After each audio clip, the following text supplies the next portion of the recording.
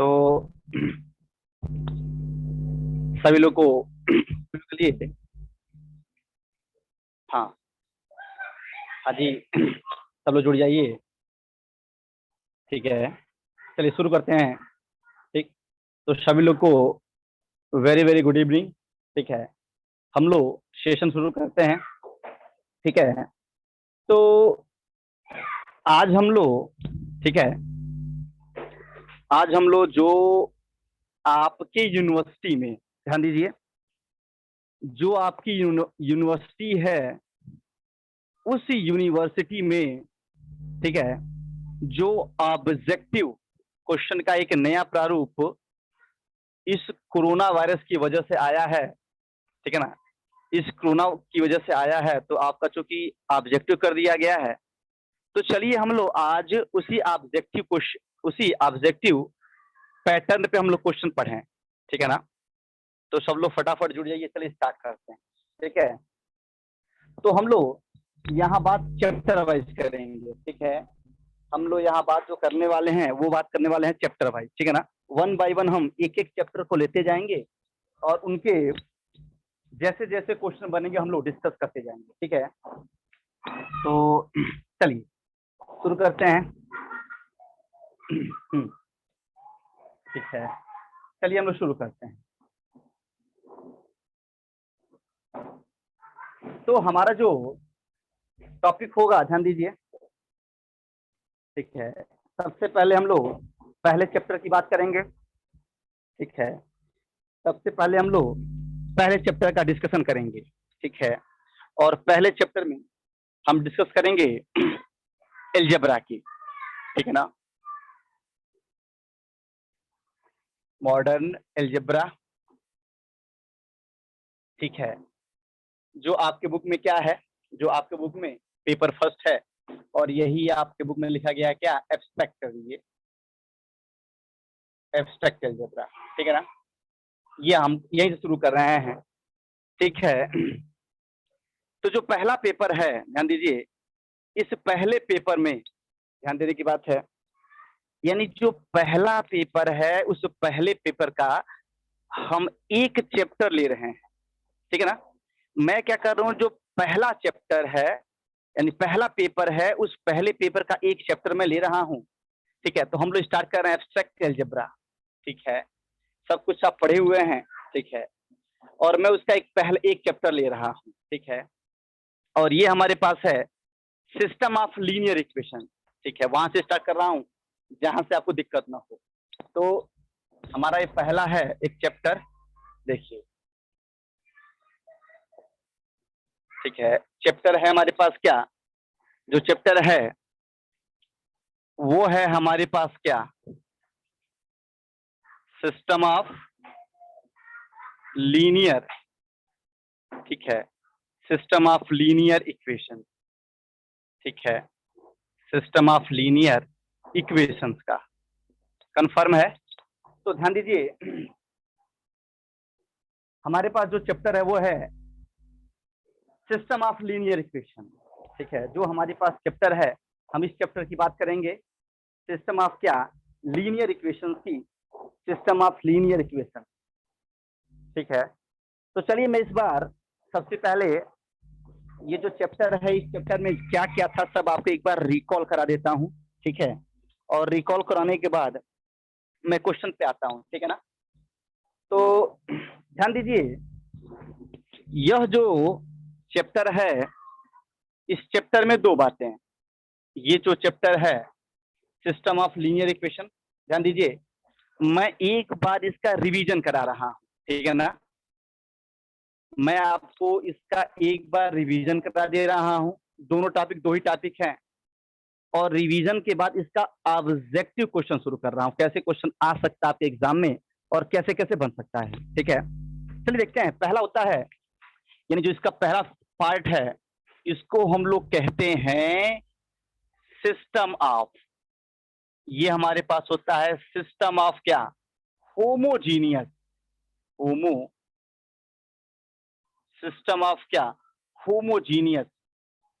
ठीक है ना, और ये होता है linear, system of homogeneous linear equation, system of क्या, होमोजीनियस लीनियर इक्वेशन। यानी जो सिस्टम ऑफ लीनियर इक्वेशन आपके बुक में जो चैप्टर है, एक चैप्टर, ठीक है, सिस्टम ऑफ क्या, लीनियर इक्वेशन। इस लीनियर इक्वेशन के दो पार्ट हैं, दो टॉपिक हैं।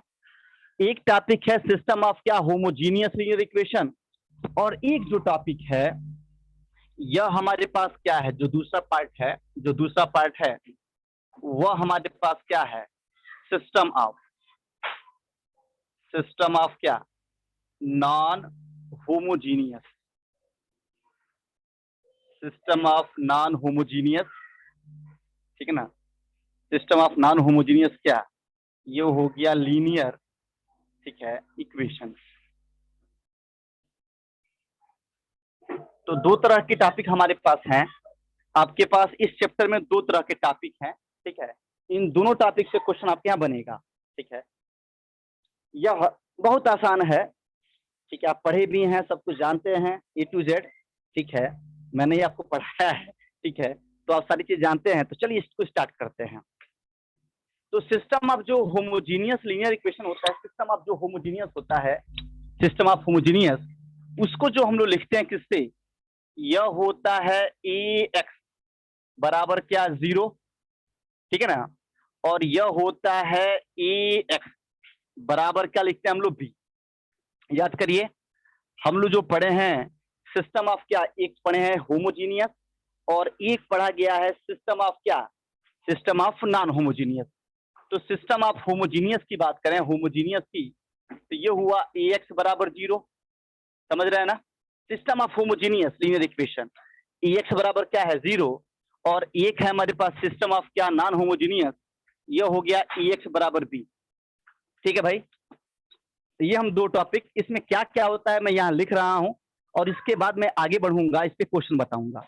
यानी जो इसका फार्मूला होता है, उस फार्मूले को मैं पहले लिखने चल रहा हूँ, और इस फार्मूले को मैं अभी क्वेश्चन से बताऊंगा।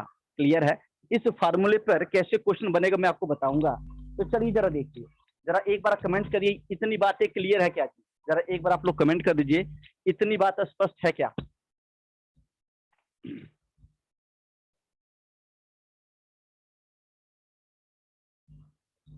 स्पष्ट है, ठीक है, चलिए अच्छी बात है।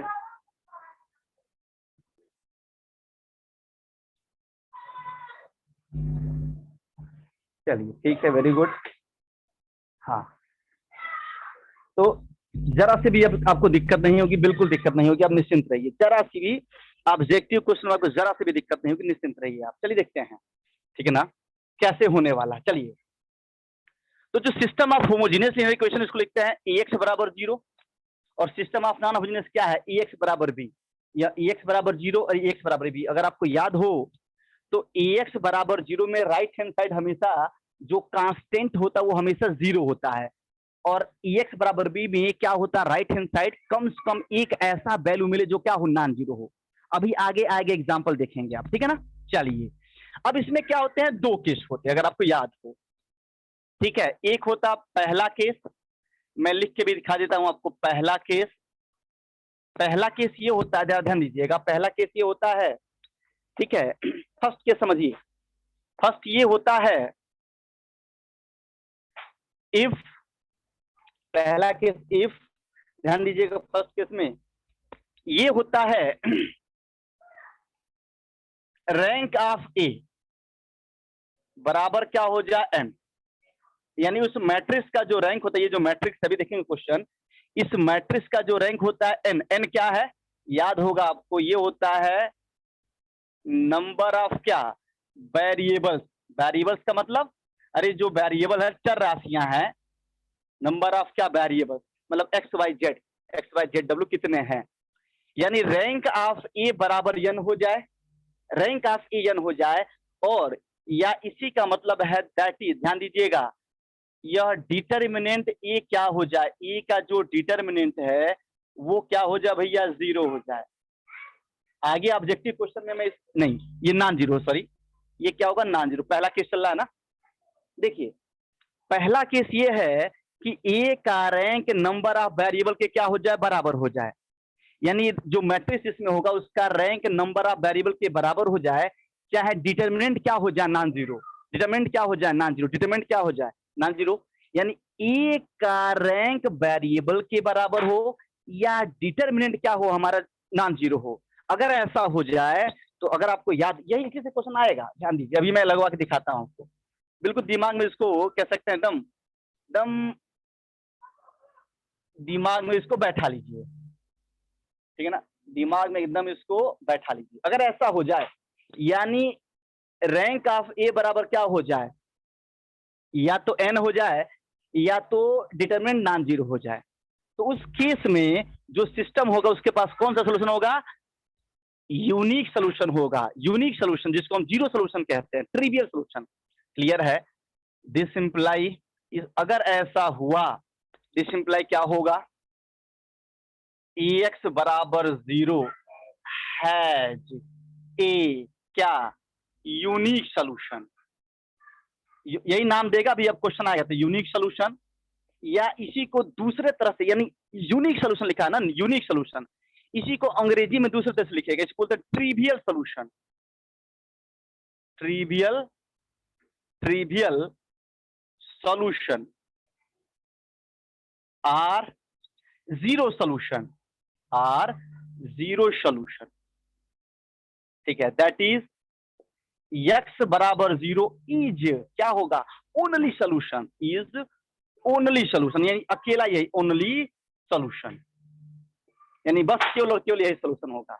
यही आने वाला, ध्यान दीजिएगा, यही आने वाला है, दिमाग में इसको बैठाइए, ठीक है ना। ऑप्शन जब क्वेश्चन बनाएगा ना तो कहेगा कब यूनिक सोल्यूशन होगा, कब ट्रिवियल सोल्यूशन होगा, कब जीरो सोल्यूशन होगा, यही तो तीनों चीजें एक ही है, यूनिक का है, चाहे ट्रिवियल का है, चाहे जीरो का है। क्लियर है? तो दिमाग में इसको एकदम कह सकते हैं फिट कर लीजिए कि अगर ए का रैंक, अगर ऐसा हो जाए ए का रैंक वेरिएबल के बराबर चाहे डिटरमिनेंट नॉन जीरो हो, तो उस समय इसके पास क्या होगा भैया, यूनिक सोल्यूशन, या इसी को क्या बोलते हैं, ट्रिवियल सोल्यूशन, या इसको कहते हैं क्या, जीरो सोल्यूशन। इसका मतलब एक्स बराबर जीरो, यानी सभी वेरिएबल क्या हो जाएंगे भैया, जीरो हो जाएंगे, ये केवल और केवल यही एक सोल्यूशन होगा। क्लियर है? ओके, हाँ देखते हैं second case. Second case clear है जी, इसका देखते हैं हम लोग second case, second case, second case भैया, चलिए इसका देखते हैं हम लोग second case, second case. Clear है ना? इसका देखते हैं हम लोग सेकंड केस, ठीक है ना। सेकंड केस, सेकंड बिल्कुल बिल्कुल इसके क्या होगा, ये कहेगा इफ, ये कहेगा rank of A less than n, A का रैंक क्या हो, एन से कम हो, ठीक है ना।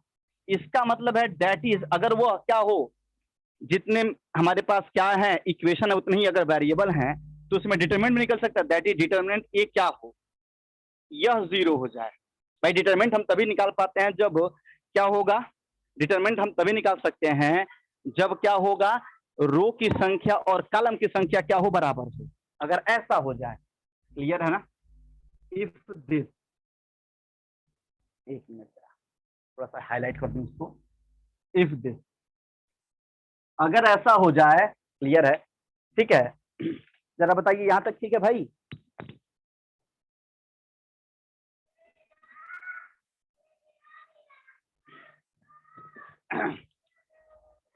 हाँ जी, ठीक है। तो हम ये बात कर रहे हैं, ध्यान दीजिएगा, हम ये बात थोड़ा इसमें रफ करता देता हूँ, थोड़ा जगह यहाँ कम है, इसको रफ करके नीचे लिखता हूँ भाई, ठीक है ना। ये पहला पार्ट हो रहा है।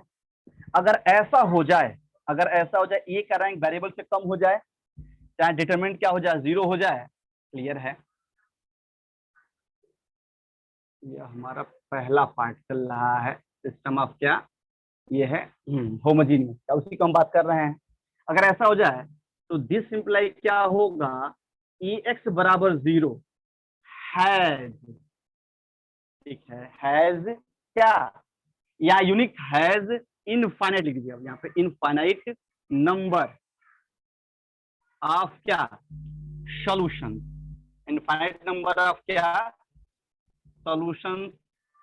अब यहाँ यूनिक की जगह इनफाइनाइट आ गया, और यहाँ ट्रिवियल था ना, अब ट्रिवियल की जगह नॉन ट्रिवियल आएगा, आर ये होगा नॉन ट्रिवियल सॉल्यूशन, या इसी को बोलते हैं क्या, यहाँ जीरो है और ये क्या होगा, नॉन यह क्या होगा, जीरो सॉल्यूशन। ऐसे ही जब क्वेश्चन पूछेगा तो यही नाम देगा, वहां ऑब्जेक्टिव क्वेश्चन जब बनाएगा तो यही नाम देने वाला है, ध्यान दीजिएगा, यही नाम। यानी वहां या तो इनफाइनाइट नाम देगा, कब इनफाइनाइट होगा तो डिटरमिनेंट जीरो होगा। कब ना, कब हमारे पास क्या होगा, नॉन ट्रिवियल कब होगा, डिटरमिनेंट जब जीरो हो जाए। कब हमारे पास नॉन जीरो सोल्यूशन होगा, डिटरमिनेंट। दिमाग में बैठा लीजिए, एकदम बिल्कुल दिमाग में सेट कर दीजिए। तो जरा बताइए, पहला केस क्लियर है क्या? पहला पार्ट सिस्टम ऑफ क्या, homogeneous, system of homogeneous linear equation, ये पार्ट क्लियर है? आप लोग बताइए, पहला पार्ट क्लियर है कि नहीं क्लियर है? कमेंट कर लीजिए एक बार। यहां तक ठीक है भाई? पढ़े हम लोग, पढ़ाए भी हैं, मैंने आपको बस रिवीजन करा रहा हूँ कि एक बार आपके दिमाग में चीजें आ जाए। फिर मैं इसका सेकंड पार्ट बताने चल रहा हूँ, ठीक है ना? चलिए, टेंशन मत लीजिए, ऑब्जेक्टिव क्वेश्चन है, मजा आएगा वो करने में। 75 में से 50 से करना है, बहुत मजा आएगा। इसमें से दो क्वेश्चन तो एक दो क्वेश्चन जरूर आएगा, फिक्स है इसका। क्लियर है? तो ये हुआ इसका एक हिस्सा, ये हमारे पास एक हिस्सा हुआ। अब इसी का हम लिखते हैं क्या, दूसरा हिस्सा। अब मैं दूसरा हिस्सा यहाँ कर रहा हूँ भाई, ध्यान दीजिएगा।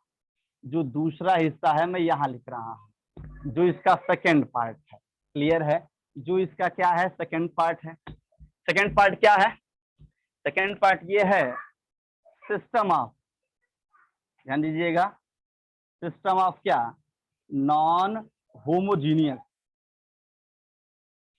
System of non homogeneous, system of क्या, non homogeneous linear equation, linear, ठीक है ना, equation, system of non homogeneous linear equation, जिसको हम लोग लिखते हैं ए एक्स बराबर किससे, बी से लिखा जाता है।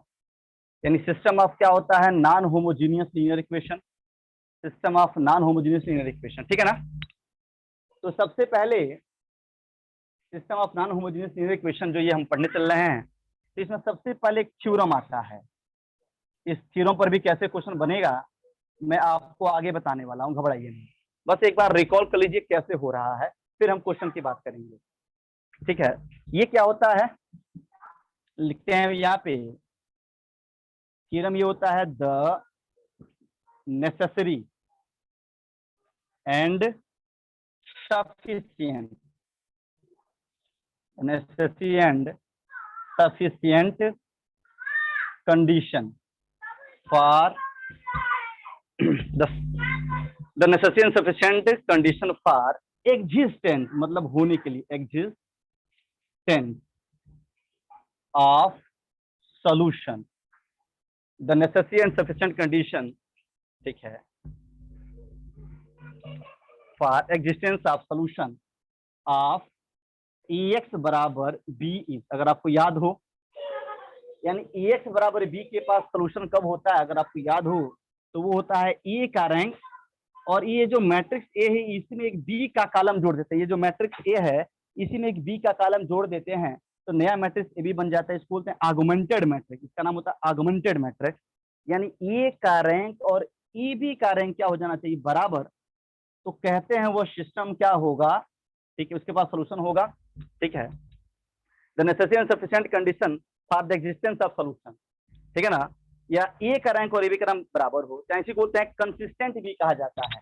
यानी the necessary and sufficient condition for consistency भी कहते हैं इसको। क्लियर है? ठीक है, तो यहाँ तक मामला ठीक है भाई? तो जरा बताइए, सब लोग बताइए, यहाँ तक सब सही है? यहाँ तक ठीक है क्या? यहाँ तक ठीक है? किसी को कोई दिक्कत यहाँ तक? हाँ, ठीक है, तो समझ में आ रहा है? चलिए, अच्छी बात है। तो हम लोग इसमें बात करने वाले हैं, ठीक है ना? चलिए, एक मिनट जरा दीजिए, मैं इसका या तो स्क्रीनशॉट आप ले लीजिए, इसका स्क्रीनशॉट ले लीजिए।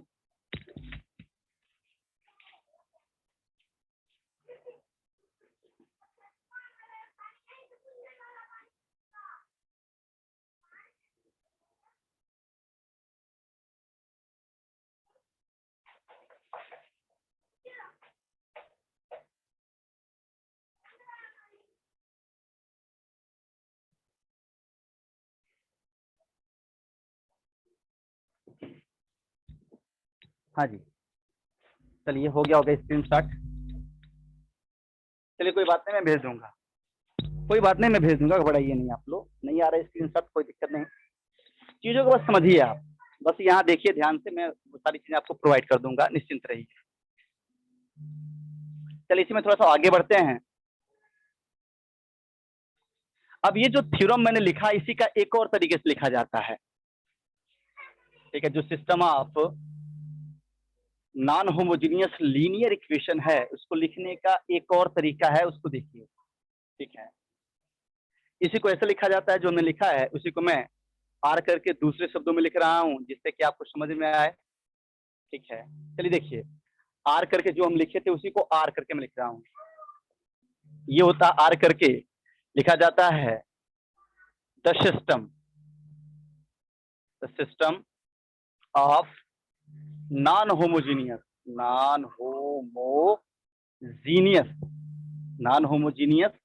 Linear equation.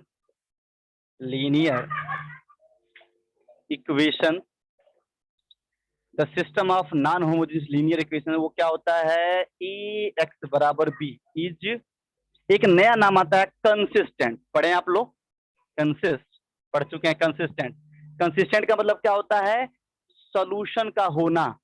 कंसिस्टेंट का मतलब है सॉल्यूशन का होना, सॉल्यूशन का मिलना, सॉल्यूशन का आना। यानी जो सिस्टम ऑफ इक्वेशन है, जो सिस्टम ऑफ क्या इक्वेशन है, नॉन होमोजीनियस कंसिस्टेंट होगा। ये तरीका होता है इफ एंड ओनली इफ। जो रैंक ऑफ ए होता है, तो रैंक ऑफ क्या होता है, ए बी। जो रैंक ऑफ ए होता है वो रैंक ऑफ ए बी के क्या होना चाहिए, बराबर। यानी ए का रैंक और आर्गुमेंटेड ए बी, ए का रैंक और आर्गुमेंटेड ए बी क्या होना चाहिए, बराबर होना चाहिए। अगर ऐसा है तो कहेंगे सिस्टम क्या होगा, कंसिस्टेंट होगा, ठीक है ना। ए का रैंक और ए बी का रैंक क्या होगा, बराबर होगा, तभी कंसिस्टेंट। अब देखिए यहाँ 3 केस होते हैं, आपके नोट्स में होगा, पढ़े भी हैं। केस फर्स्ट लिखवाए थे हमको, आपको लिखवाया गया था, ठीक है। चलिए देखते हैं। हाँ, पहला केस ये है, if rank of A is not equal to क्या, रैंक ऑफ ए बी। अभी यहां पढ़ के आ रहे हैं, अभी हम लोग पढ़ के आ रहे हैं कि अगर यह ए का रैंक और ए बी का रैंक बराबर होगा, तभी क्या होगा, सिस्टम कंसिस्टेंट होगा, तभी सिस्टम कंसिस्टेंट। कंसिस्टेंट का मतलब है सॉल्यूशन मिलेगा, ठीक है ना। तो अब ये बराबरे नहीं है, जब बराबरे नहीं है तो सॉल्यूशन नहीं मिलेगा, क्लियर है। दिस सिंप्लाई क्या होगा, दिस सिंप्लाई ए एक्स बराबर क्या, बी इज क्या होगा, इनकंसिस्टेंट, इनकंसिस्टेंट दैट इज, ठीक है। इट हैज क्या, नो सॉल्यूशन। इसके पास भैया सॉल्यूशन नहीं होगा। अगर ए का रैंक और ए बी का रैंक अगर बराबर नहीं हुआ तो सिस्टम क्या होगा, इनकंसिस्टेंट, यानी उसके पास क्या होगा, सॉल्यूशन बिल्कुल नहीं होगा, ठीक है। पहला केस नोट्स में है आपके, आपको लिखवाया गया है, मैंने आपको, ठीक है, मैंने आपको पढ़ाया तो उसमें है, आप देखिएगा नोट्स में, ठीक है ना। तो या तो आप नोट्स लेके बैठे हो तो आपको देखने में बड़ा मजा आएगा। अगर आप नोट्स लेके बैठे हो तो ये सारी चीजें रिवीजन होगी, मैं बता भी रहा हूँ, नोट्स में देखते रहिए, मजा आएगा आपको। चलिए देखते हैं, ठीक है। अब ये होता है इफ, अभी देखिए रैंक ऑफ ए बराबर क्या हो, रैंक ऑफ ए बी। तो अभी पढ़ के आ रहे हैं यहाँ पे देखिए, ए का रैंक और ए बी का रैंक बराबर होगा तो सिस्टम क्या होगा, कंसिस्टेंट होगा। यानी ए का रैंक और ए बी का रैंक बराबर तो सिस्टम कंसिस्टेंट। अब यह किसके बराबर हो जाए, यह बराबर हो जाए एन, एन क्या था, नंबर ऑफ वेरिएबल। याद है पीछे अभी पिछले केस में बताए थे आपको, पिछला जो होमोजेनियस देखे ना, नंबर ऑफ वेरिएबल के बराबर हो जाए। यानी ए का रैंक और ए बी का रैंक क्या हो, बराबर हो, साथ में क्या हो, नंबर ऑफ वेरिएबल। पिछला क्वेश्चन याद रखिए, पिछला होमोजेनियस, ए का रैंक अगर क्या हो, नंबर ऑफ वेरिएबल के बराबर हो जाए, तो वहां कितना सोल्यूशन था, यूनिक था ना, तो यहाँ पर भी यूनिक होता है, याद होगा आपको। दिस सिंप्लाई क्या, ए एक्स बराबर बी हैज ए यूनिक, है जे क्या, यूनिक सोल्यूशन, इकलौता सोल्यूशन मिलेगा, अकेला सोल्यूशन मिलेगा, एक ही सोल्यूशन मिलेगा, एक ही आंसर मिलेगा। तो हम लोग देखेंगे इसको, क्लियर है। यहाँ पे क्या है, यूनिक सोल्यूशन, ठीक है ना। ठीक है। हाँ सिंगल सिंगल विशाल जी, वेरी गुड, सिंगल सोल्यूशन। अभी आप लोग सिंगल ही है ना, अभी आप लोग के पास सिंगल सोल्यूशन है, ठीक है। अभी डबल नहीं है, सबके पास सिंगल ही सोल्यूशन है। चलिए देखते हैं अगला, case number third. Case number क्या है? थर्ड। सौरभ जी समझ में आ रहा है? सौरभ उर्फ संदीप, समझ में आ रहा है कि नहीं बताइएगा। अगला क्या है? इफ रैंक ऑफ ए, ध्यान दीजिएगा, rank of A rank of A भी बराबर हो जाए, rank of A rank of A भी क्या हो? बराबर हो। तो ये बराबर होगा तो सोल्यूशन क्या होगा? यहाँ लिखे हैं कंसिस्टेंट हो जाएगा, बराबर होगा तो कंसिस्टेंट होगा।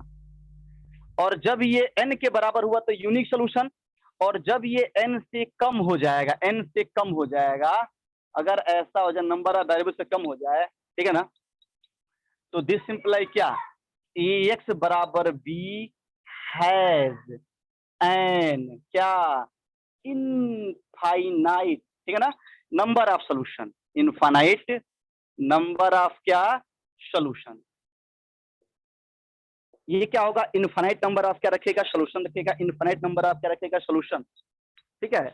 तो ये जो आपका चैप्टर था, ये जो आपका चैप्टर था सिस्टम ऑफ क्या?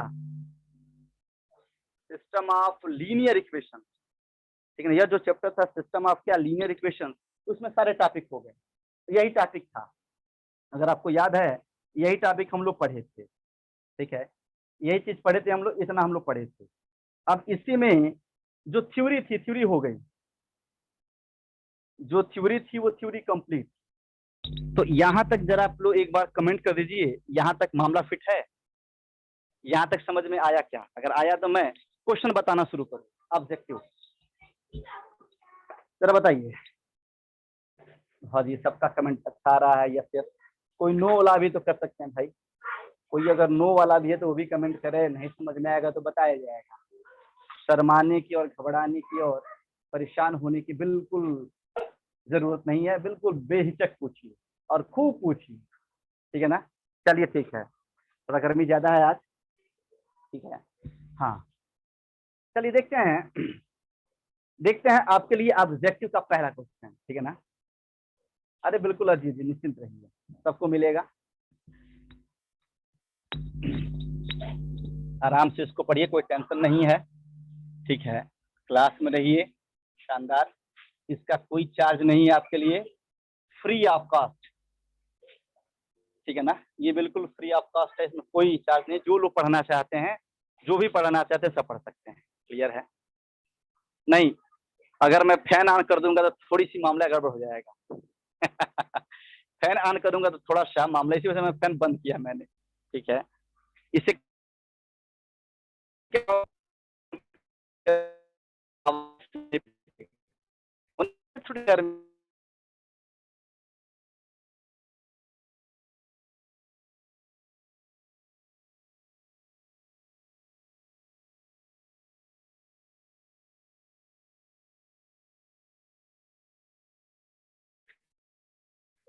आस्था आस्था कट रही है वॉइस, अभी ठीक हो जाएगा। देखिए पहला क्वेश्चन आपके लिए जो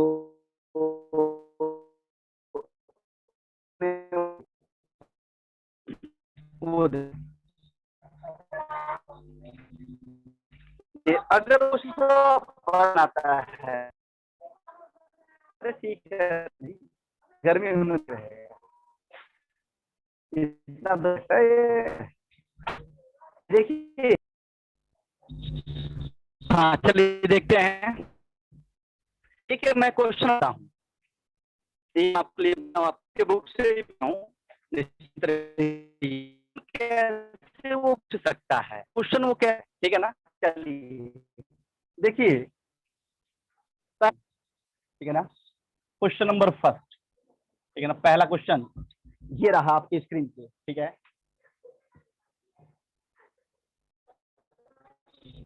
अभी ठीक हो जाएगा, घबराइए ठीक हो जाएगा,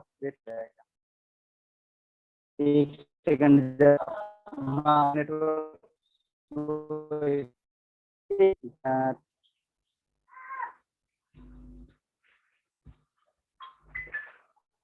हाँ जी। अब कुछ, हाँ अभी बस 1 मिनट दीजिए, भी ठीक हो जाएगा नेटवर्क। बस अब तक तो ठीक था, बच्चों में थोड़ा कट गया था। चलिए देखते हैं, जब तक नेटवर्क ठीक होता है तब तक मैं क्वेश्चन अपना लिख लेता हूँ। क्लियर है? हाँ आप सही है ना? चलिए क्वेश्चन ये है, ठीक है, क्वेश्चन देखते हैं।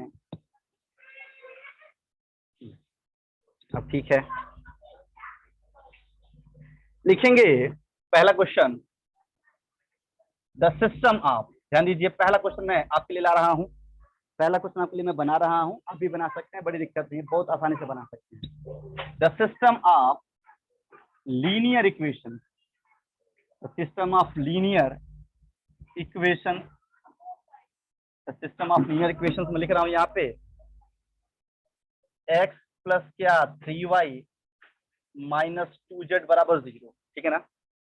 ये होगा 2x माइनस वाई और प्लस क्या होगा 4z बराबर 0, x माइनस क्या 11y प्लस क्या होगा 14z बराबर 0, और यहाँ लिखिएगा हैज, रखता है, हैज। अब देखिए हैज, ठीक है, ऑप्शन वाइज है, ए ऑप्शन बनाता हूं मैं, बी ऑप्शन, ये देखिए सी ऑप्शन, और एक बना दिया जाए डी ऑप्शन, ठीक है। तो एक मैं बना रहा हूं, पहला has a unique solution, has a unique solution, पहला ऑप्शन। दूसरा has infinite, infinite number, infinite number of क्या सॉल्यूशन, ठीक है। तीसरा, ठीक है, यह आपका हो जाए नो सॉल्यूशन, यह आपका क्या होगा नो सॉल्यूशन, और ये लास्ट वाला जो आपका बने नॉन ऑफ दी, ठीक है ना, none of the, none of the, ठीक है ना। चलिए क्वेश्चन देखते हैं, ठीक है। ये क्वेश्चन, ठीक है, आप में से अगर कोई बता सकता है तो बता दीजिए। बिल्कुल आप बता सकते हैं, बिल्कुल आप बता सकते हैं, बता सकते हैं क्या?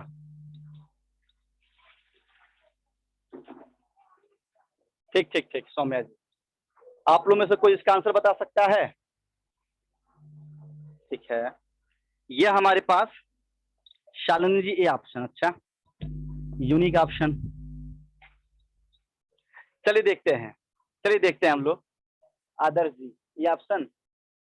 देखिए अभी मैंने आपसे कहा थोड़ी देर पहले, अगर आप नोट्स लेके आप बैठे हो, चाहे बुक लेके बैठे हो, तो अभी मैंने थोड़ी देर पहले आपको बताया, अगर डिटर्मिनेंट क्या है, अगर डिटर्मिनेंट सीधे, अगर डिटर्मिनेंट अगर नॉन जीरो है, अगर डिटर्मिनेंट अगर नॉन जीरो है, तो क्या था वहां पे यूनिक सॉल्यूशन, याद करिए अभी मैंने लिखवाया है, यूनिक सॉल्यूशन था, ठीक है ना।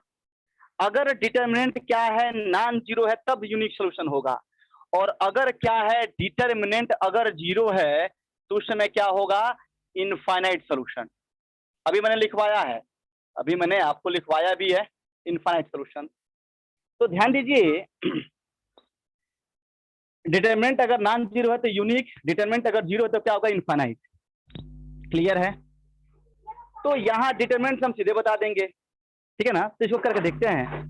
तो अब यहाँ चूंकि डिटर्मिनेंट ए निकाले, ए का डिटर्मिनेंट, ए क्या है एक्स वाई जेड का कोफिशिएंट, ये 1 है, ये 2 है, ये माइनस नहीं 1 है, और ये 3 है, और ये -2 है, ठीक है जी। ये 2 है, ये -1 है, और ये 4 है, ये क्या है 1 है, -11 है, और ये 14 है। क्लियर है? ये 14 है, इसका डिटरमिनेंट निकाल लीजिए, अब इंटर में चलेगा, इसका निकालिए, जीरो आएगा तो इनफाइनाइट होगा, ना जीरो होगा तो यूनिक होगा, इतना बता सकते हैं। चलिए ना देखते हैं, ठीक है। तो यह एक क्या करेंगे, इसको छोड़ेंगे, इसको इसका यहाँ गोड़ा, -14 और प्लस क्या होगा ये 44 हुआ, फिर कूद के यहाँ आएंगे -3, इस रो को छोड़ा, इस कॉलम पे इसका यहाँ गोड़ा, 2 गुणे 14, ये कितना हो गया 28, और माइनस क्या हो गया 4 हुआ जी। ठीक, अगला क्या हुआ प्लस, ये क्या हुआ प्लस -2 गुणे, ये रो छोड़ा, ये कॉलम छोड़ा, ये हो गया -22, इसका यहाँ गुणा और माइनस प्लस हो जाएगा +1। जोड़ लीजिए इसी को आप जोड़ लीजिए क्या आता है, ये हो गया क्या -14 और 44, कितना बच गया, ये हो गया भैया 30। इधर आ जाए, 28 में से 4 गया 24, और 24 गुणे 3, तो 3 चौको 12, 24 में 3 चौको 12 और 3 दूना 6, 72 हुआ। यहाँ आ जाए -22 और ये क्या हुआ -21 और गुणे 2, तो ये क्या हुआ प्लस का 42। इनको जोड़ लीजिए, 3, 30 और 42, 72, यानी ओवरऑल क्या हुआ 0।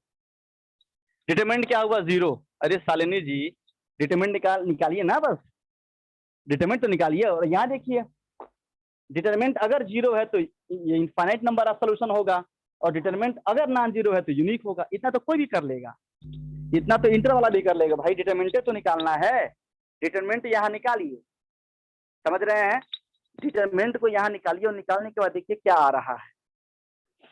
सबको क्लियर है मामला यहाँ तक, जरा बताइए, सबको यहाँ तक मामला ठीक है? ठीक है, समझ में आया आदर्श जी? तो इसका जो ऑप्शन बनेगा वो ऑप्शन कौन सा बना, यह डिटरमिनेंट जब 0 हो गया तो इनफाइनाइट, तो यहाँ एक मामला क्या है इनफाइनाइट, तो इनफाइनाइट लगा दीजिए, हो गया। यहाँ लगा दीजिए क्या इनफाइनाइट, हो गया आपका आंसर। समझ में आया जी? ठीक है, तो कहीं भी आपको दिक्कत नहीं, केवल आपको डिटरमिनेंट निकालना मैं सिखा रहा हूँ। जो टॉपिक है उसको मोड़ा गया है डिटरमिनेंट की तरफ, जो टॉपिक है उसको मोड़ कहाँ दिए हैं, डिटरमिनेंट की तरफ। आगे आपका कहीं कोई दिक्कत हो तो आप बता सकते हैं, ठीक है। अब ये सोचिए, अब आपके दिमाग में ये चल रहा होगा कि भैया यहाँ तो डिटरमिनेंट आप निकाल दिए हैं, चालू है आप ये सोच सकते हैं कि सर जी आप बहुत चालू हैं, यहाँ आपने डिटरमिनेंट निकाल दिया, काम खत्म हो गया। लेकिन ऐसा भी तो समीकरण हो सकता है, ऐसे भी इक्वेशन हो सकते हैं जिसमें डिटरमिनेंट ना बने, समीकरण कम हो, वेरिएबल कम ज्यादा हो, तो उस समय निकालना क्या होगा, मुश्किल हो जाएगा। आप सोच रहे होंगे, समझ रहे हैं कि नहीं, आप ये सोच रहे होंगे कि यहाँ तो 3 ठो समीकरण है, 3 ठो वेरिएबल उठा के आपने डिटरमिनेंट निकाल दिया, कन्फर्म है। और अगर ऐसा नहीं है, अगर इक्वेशन और वेरिएबल क्या है, इक्वेशन और वेरिएबल क्या है, अगर डिफरेंट है, क्लियर है, तो उस सिचुएशन में रैंक निकाल। देखिए रोहुल जी सही कह रहे हैं, अगर आपको ध्यान दीजिए, मैंने रैंक आपको बताया है, आपको मैंने रैंक पढ़ाया दी है, आपके पास नोट्स में है सारी चीजें। तो अगर ध्यान दीजिए, अगर आपके पास कोई ऐसा इक्वेशन आ जाए, ऐसा सिस्टम ऑफ इक्वेशन आ जाए जिसमें जो समीकरण और वेरिएबल कम ज्यादा हो, समीकरण ज्यादा हो वेरिएबल कम हो, वेरिएबल कम हो समीकरण ज्यादा हो, उस दौरान उस सिचुएशन में क्या करिएगा, सीधे और सीधे रैंक निकालिएगा। रैंक ये भी रैंक से आया है, सीधे रैंक निकाल दीजिएगा। अगर रैंक क्या हो वेरिएबल के बराबर हो जाए तो कौन सा सोल्यूशन, यूनिक सोल्यूशन क्या लिखा हुआ है। अगर रैंक क्या हो जाए, अगर रैंक क्या हो जाए, अगर नंबर ऑफ वेरिएबल के बराबर हो तो यूनिक, और अगर रैंक क्या हो जाए नंबर ऑफ वेरिएबल से क्या हो जाए कम हो जाए तो कितने सोल्यूशन, तब उस समय इनफाइनाइट। तो क्या आप लोग ये बात समझ रहे हैं क्या, जरा आप लोग एक बार कमेंट करिए, आप लोग इस बात को समझ रहे हैं क्या भाई?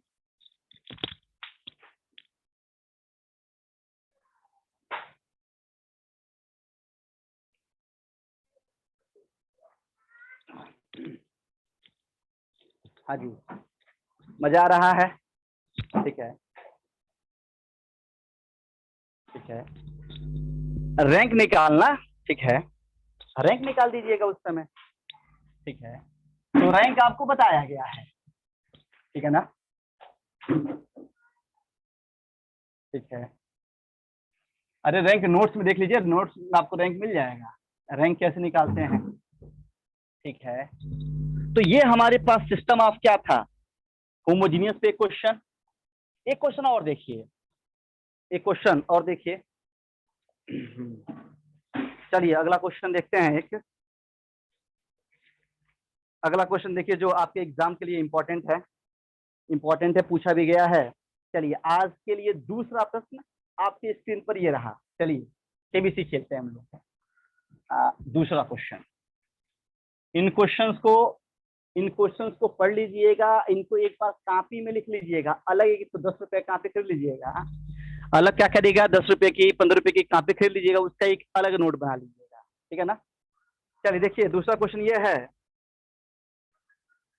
मैं क्वेश्चन लिख रहा हूं। क्वेश्चन में लिख रहा हूँ, जरा ध्यान दीजिए। क्वेश्चन क्या है सुनिए और देखिए इसको, बस देखिए, बस आप ध्यान दीजिए। क्वेश्चन क्या है? For what value, for what, इसको बोलते हैं real value, for what real value of lambda, ठीक है ना। The system of equation, the system of equation, ठीक है। ये है x प्लस क्या 2y प्लस क्या है 3z बराबर लेमडा जेड। अगला है 3x प्लस y प्लस क्या 2z बराबर लेमडा, ये x होगा ना, ये y होगा, ठीक है ना।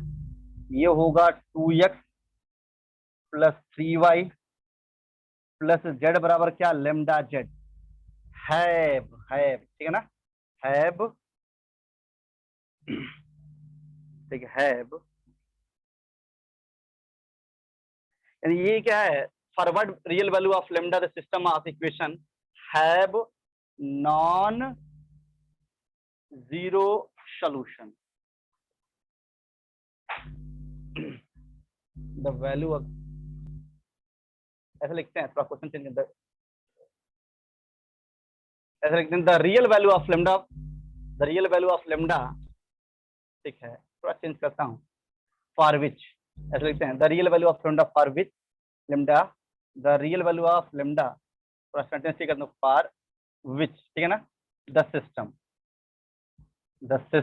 ये सिस्टम है, ठीक है ना, have non zero solution is, lambda की क्या वैल्यू होगी, लेमडा, यहाँ पे आप लेमडा हम क्या कर रहे हैं इसमें इंट्रोड्यूस कर, अब यहाँ पे लेमडा इंट्रोड्यूस किया गया है, तो लेमडा की वैल्यू आपको बतानी है। ऑप्शन है आपके पास, जो आपके पास ऑप्शन है देखिए, चलिए बता सकते हैं क्या आप लोग?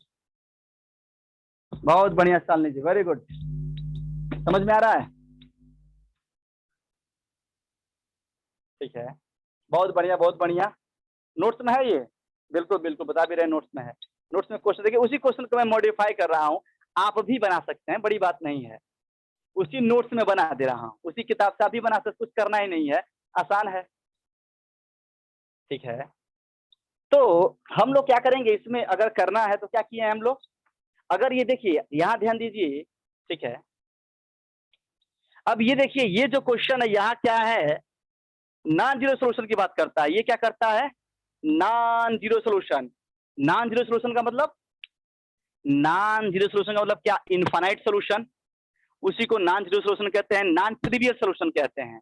तो कैसे करेंगे इसको, तो सबसे पहले इस इक्वेशन को ठीक करेंगे, एक एक्स यहाँ पे है, एक एक्स यहाँ है, अलग अलग घूम रहे हैं ना, इकट्ठा करेंगे, एक वाई यहाँ है, एक वाई यहाँ, अलग अलग घूम रहे, इकट्ठा करेंगे, एक जेड यहाँ है, एक जेड यहाँ, अलग अलग घूम रहे, इकट्ठा करेंगे, ठीक है ना। तो इसको थोड़ा ठीक करें हम, तो लिख सकते हैं 1 माइनस लेमडा, ध्यान दीजिए, प्लस एक्स, लिख सकते हैं इसको एक्स, देखिए 1 minus lambda into x plus क्या होगा 2y और प्लस क्या होगा 3z बराबर 0, ठीक है ना। ये क्या होगा 3x प्लस क्या होगा, ये होगा 1 माइनस लेमडा और ये y, और प्लस क्या होगा 2z बराबर 0। अगला देखें, यह होगा 2x और प्लस क्या होगा 3y प्लस क्या होगा 1 माइनस लेमडा इंटू जेड बराबर क्या होगा भैया 0।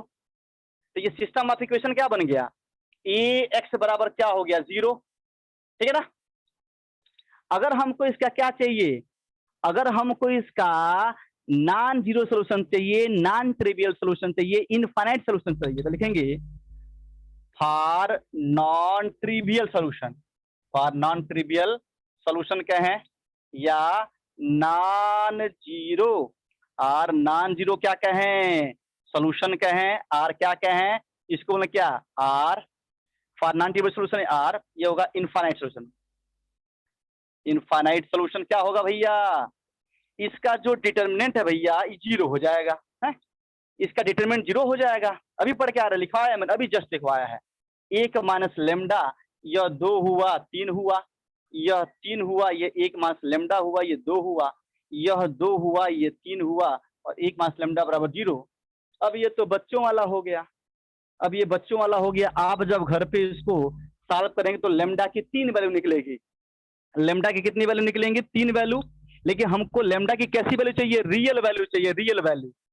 लेमडा की कौन सी वैल्यू चाहिए? Real value. ठीक है ना?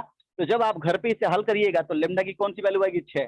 कि मैं सॉल्व करके दिखाऊं? नहीं कर लेंगे? क्यों भाई, हो जाएगा कि नहीं? जरा बताइए। नहीं निकाल लेंगे, करना पड़ेगा मुझे।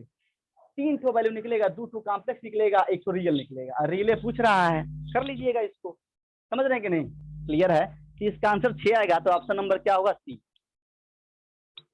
क्लियर है? जरा बताइए, समझ में आया क्या? समझ में ये बात आई क्या? ठीक है, आलोक जी समझ में आ रहा है?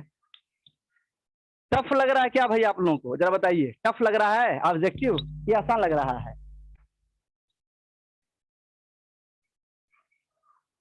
ठीक है, लेमडा की वैल्यू यहां निकाल लीजिए। ठीक है ना? लेमडा की वैल्यू, अंजलि जी सही चल रहा है ना? टफ नहीं लग रहा, मजा आ रहा है ना? ठीक है, तो ये हमने आज एक काम करिए, मैं आपको बता देता हूँ, क्योंकि आज ये पहली क्लास थी। जो भी लोग पढ़ना चाहते हैं इसका कोई चार्ज नहीं है, फ्री ऑफ कॉस्ट है, कोई चार्ज नहीं है इसका, सब लोग पढ़े, इसमें कोई टेंशन नहीं है।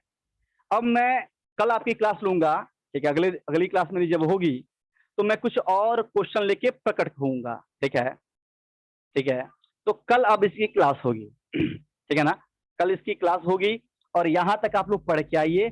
और मैं जो ये पढ़ा रहा हूँ ये आपके पास नोट्स है, आप उस नोट्स से एक बार पढ़ के आइएगा और पढ़ते समय अपने साइड में रखिए नोट्स। और मैं यहाँ क्वेश्चन बनाऊंगा, देखिए नोट्स, उसी नोट से और उसी किताब से बड़े आराम से आपसे क्वेश्चन होगा। क्लियर है? तो मुझे उम्मीद है कि आज की क्लास आप लोगों को समझ में आई होगी। ठीक है, तो सभी लोगों का धन्यवाद। ठीक है, हाँ बिल्कुल, सभी पेपर करा दूंगा रिवीजन, घबराइए नहीं। ठीक है ना? तो आप सभी लोगों का धन्यवाद, मिलते हैं कल की क्लास में। आज के लिए फिलहाल इतना ही है, सबको मिल जाएगा, ये घबराइए नहीं, ग्रुप में सब लोग हैं, सबको ये मिल जाएगा, आप निश्चिंत रहे। ठीक है ना? सभी लोगों का धन्यवाद, सभी लोगों को शुभ रात्रि। Thank you, good night.